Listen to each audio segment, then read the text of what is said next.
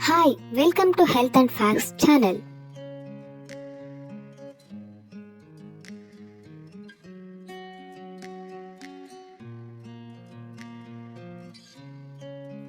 Chia ಬೀಜಗಳು omega 3 ಕೊಬ್ಬಿನಾಮ್ಲವನ್ನು ಹೊಂದಿರುವ chia ಬೀಜಗಳು ದೇಹದ ತೂಕವನ್ನು ಇಳಿಸಲು, ಹೃದಯದ ಆರೋಗ್ಯವನ್ನು ಕಾಪಾಡಲು, ಮಧುಮೇಹ ಇರುವವರಿಗೆ ರಕ್ತದಲ್ಲಿನ ಸಕ್ಕರೆ ಮಟ್ಟವನ್ನು ನಿಯಂತ್ರಿಸಲು ನೆರವಾಗುತ್ತದೆ.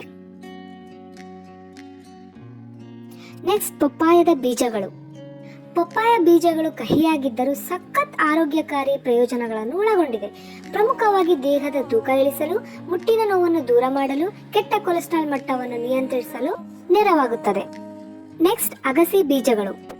ಅಗಸೆ ಬೀಜದಲ್ಲಿರುವ ಒಮೆಗಾ 3 ಕೊಬ್ಬಿನಾಮ್ಲಗಳು ಮತ್ತು ಫೈಬರ್ ಅಂಶದಿಂದಾಗಿ ಆರೋಗ್ಯಕರ ಆಹಾರವಾಗಿ ಗುರುತಿಸಿಕೊಂಡಿದೆ. ಹೃದ್ರೋಗ, ಟೈಪ್ 2 ಮಧುಮೇಹ ಮತ್ತು ಕ್ಯಾನ್ಸರ್ ಅಪಾಯವನ್ನು ಕಡಿಮೆ ಮಾಡುತ್ತದೆ.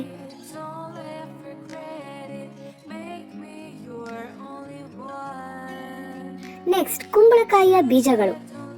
ಈ ಬೀಜಗಳು ಅಧಿಕ ಪ್ರಮಾಣದಲ್ಲಿ ಪ್ರೋಟೀನ್ ಅಂಶ, ಅಪರ್ಯಾಪ್ತ ಕೊಬ್ಬು ಹಾಗೂ ಒಮೆಗಾ 3 ಕೊಬ್ಬಿನಾಮ್ಲವನ್ನು ಹೊಂದಿರುವ ಕುಂಬಳಕಾಯಿ ಬೀಜಗಳು ಮೂಳೆಗಳ ಆರೋಗ್ಯಕ್ಕೆ, ರಕ್ತದಲ್ಲಿನ ಸಕ್ಕರೆ ಮಟ್ಟವನ್ನು ನಿಯಂತ್ರಿಸಲು, ಹೃದಯದ ಆರೋಗ್ಯವನ್ನು ಕಾಪಾಡಲು ಹಾಗೂ ದೇಹದ ತೂಕವನ್ನು ಇಳಿಸಿಕೊಳ್ಳಲು ನೆರವಾಗುತ್ತದೆ. ಸೂರ್ಯಕಾಂತಿಯ ಬೀಜಗಳು.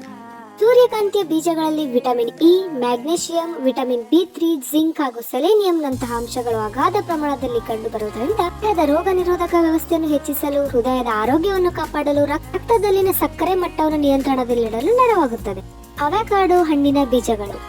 ಈ ಹಣ್ಣಿನ ಬೀಜಗಳಲ್ಲಿ vitamin E, omega 3 fatty acid ಅಂಶಗಳು ಅಗಾಧ ಪ್ರಮಾಣದಲ್ಲಿ ಕಂಡುಬರುವುದರಿಂದ ಮಲಬದ್ಧತೆ, ಕೆಟ್ಟ ಕೊಲೆಸ್ಟ್ರಾಲ್ ಹಾಗೂ ಹೃದಯಕ್ಕೆ ಸಂಬಂಧಪಟ್ಟ ಕಾಯಿಲೆಗಳಿಂದ ನಮ್ಮನ್ನು ದೂರವಿರಿಸುತ್ತದೆ. ಮತ್ತು ಕೊನೆಯದಾಗಿ ಕಲ್ಲಂಗಡಿ ಹಣ್ಣಿನ ಬೀಜಗಳು.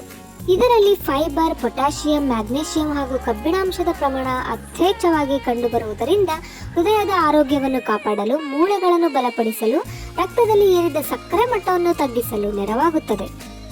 ಇದೇ ತರ ಹೆಚ್ಚಿನ ಮಾಹಿತಿಗಾಗಿ ನಮ್ಮ ಚಾನೆಲ್ ಅನ್ನು ಸಬ್ಸ್ಕ್ರೈಬ್ ಮಾಡ್ಕೊಳ್ಳಿ ಹಾಗೂ ಈ ವಿಡಿಯೋ ನಿಮಗೆ ಇಷ್ಟ ಆದರೆ ಲೈಕ್ ಮಾಡಿ.